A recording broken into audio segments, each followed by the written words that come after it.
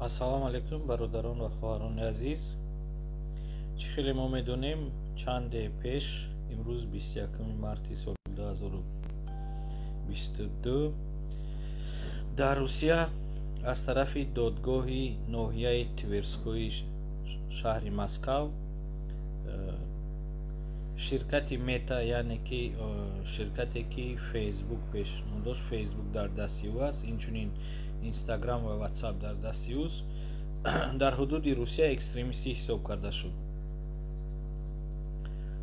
Акнун барои аз он истифода бурдан ҳатман ҷавобгарӣ ҳаст, ҳарчанд ки прокуратураи генералии Русия гуфт ки барои истифодаи он ба худи шаҳрвандони Русия ягон яъне ки ба ҷинояткорӣ кашида намешаванд, вале мо хуб медонем ки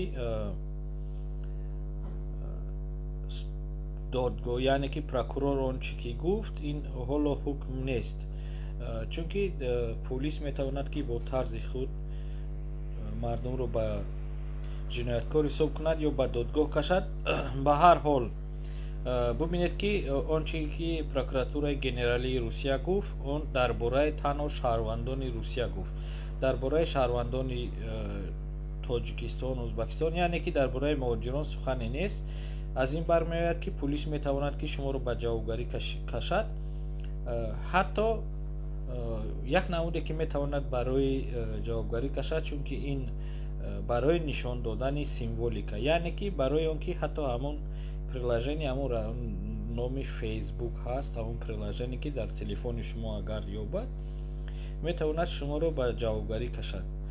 Аз ин хотир ба муҳоҷирон тавсия додани ҳастам ки ё ки дар умум ҳамон логину пароли худро аз ёд кунанд ва вақте ки агар ба кор рафтан ё аз кор омадан аз истифодаи ӯ даст кашанд ва ҳатман вақте ки ба кор рафтан ё аз кор омадан аз ҳамон сайт бароянд, яъне ки вақте полис боздошт кард хоҳиш кунад ки дарояд, гӯяд ки ман дар омада наметавонам, истифода бурда наметавонам, яъне ки приложениеро дорам, истифода бурда наметавонам, ё ки паролашро фаромӯш кардам. Ба ҳар ҳол ин беҳтар мешавад аз он ки вақте ки шумо кушодед, аллакай ин маънои онро дорад ки шумо аз ӯ истифода мебаред, яъне ки истифода аз он чизе ки дар Русия маън аст.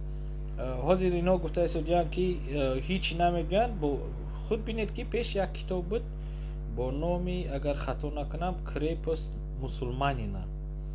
ӯро экстремистӣ эълон карда. Дар як вилояти Русия экстремистӣ буд, дар дигар вилоят не.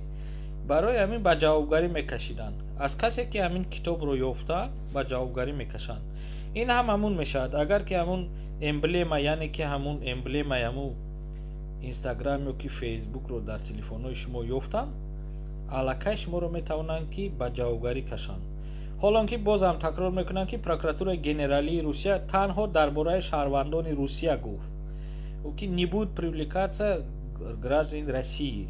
дар бораи муҳоҷирон дигар ягон сухане нагуфт. аз ин хотир пароли логинҳои худро аз ёд кунед ва пеш аз кор рафтан аз яъне ки аз ҳамон сайтҳо бароед. вақте полисам ман кунад, мегӯяд ки ман истифода намебарам, дар телефон худаш буд ё ки паролаша гум кардагӣ. ин беҳтар мешавад.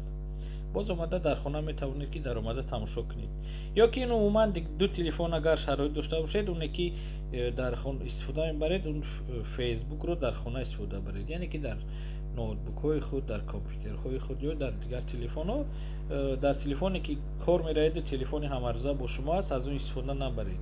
чунки ҳозир агар ки ҳечи ҳам нагӯянд, полиси Русия аз ин кор истифода бурда ҳатман муҳоҷиронро ҷарима мекунад ё делаи ҷиноятӣ мекушояд.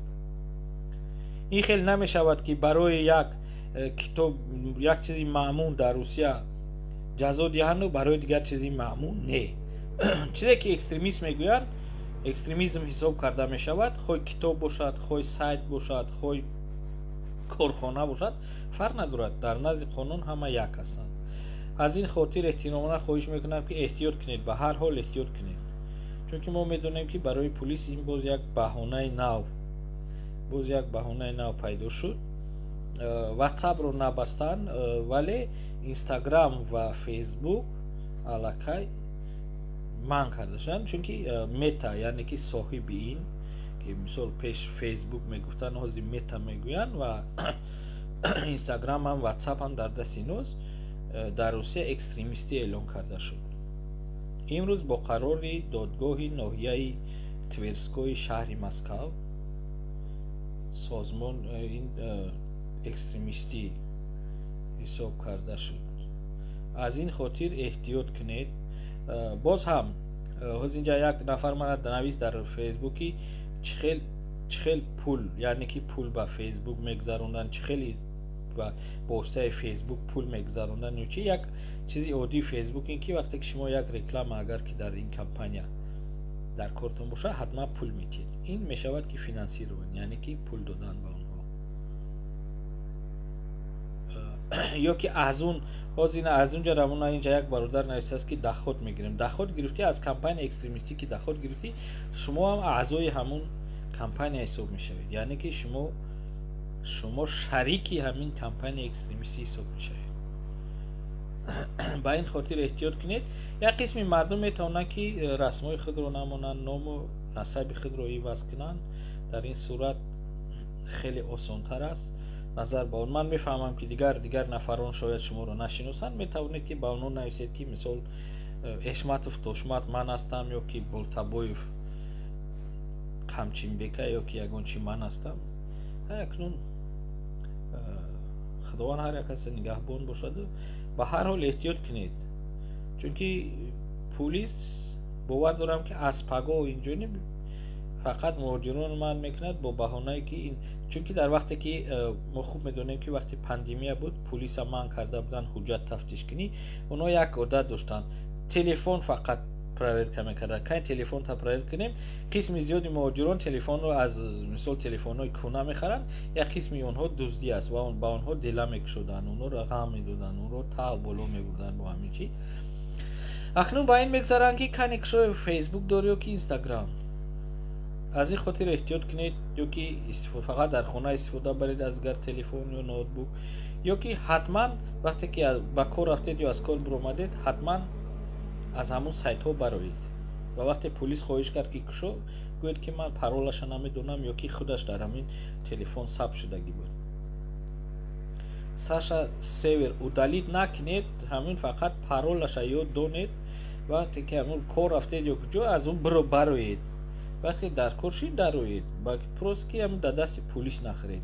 гап дар сар ин аст. ҳарчанд ки имрӯз прокурори генералии Русия гуфт ки барои истифода мисол мардумро ягон чӣ намегӯянд, лекин танҳо дар бораи россиянҳо гуфт, дар бораи дигар мисол шаҳрвандони дигар давлатҳо чизе нагуфт. ва гуфтанӣ ҳастам ки мувофиқи қонунгарии Русия ин прокурор ки чизе гуфт ин қонун нест. баъд идораи полис ҳам парвои он прокурори генералит ҳам надораду парвои он ягон чи додгоҳира.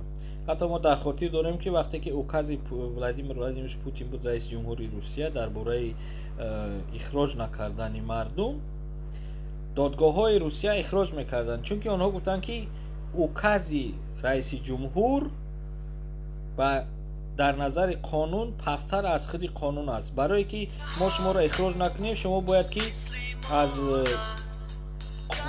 қонунро бояд манъ,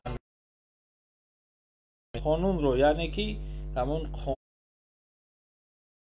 қонуне ки ихроҷ мекарданд ҳамонро манъ мекард. ӯро манъ накардааст, барои ин укази раиси ҷумҳур барои мо қонун нест. мо вобаста ба қонун нигоҳ карда мардумро мувофиқи ҳамон қонун ҷазо медиҳем. илтимос аз ҳамин рӯз эътиборан ҳаракат кунед, шахсоне ки дар Русия ҳастед, вақте кор рафтед ё аз кор омадед,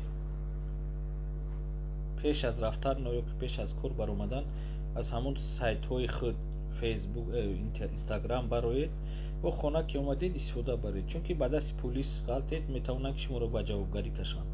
ё ки умуман агар ки ду телефон дошта бошед, беҳтар аст дар хона истифода баред ё дар ҷои кор бо худ нагардонед он телефонҳое ки, чунки барои истифодаи символика, яъне ки он чӣ ки гуфтанд ки мо барои истифода ҷарима намекунем ё ки ҷазо намедиҳем, лекин боз мувофиқи дигар қонунгузорӣ барои истифода, яъне ки барои истифода барои нишон додани символика эмблема, яъне ки дар телефони шумо аст, пулис ки дид ин аллакай ҳисоб мекунад ки шумо символикаро нишон додед, чуне ки дар танатон ё дар дастатон ягон символикаи германияи фашистиро дошта бошед, он ҳамон крест буду ранги ҳарфи геи хел буд чанд намуд, ҳамонро ки мисол медидан ба ҷавобгарӣ мекашанд, ҳамира ба ҳамон мисл ҳисоб мешавад.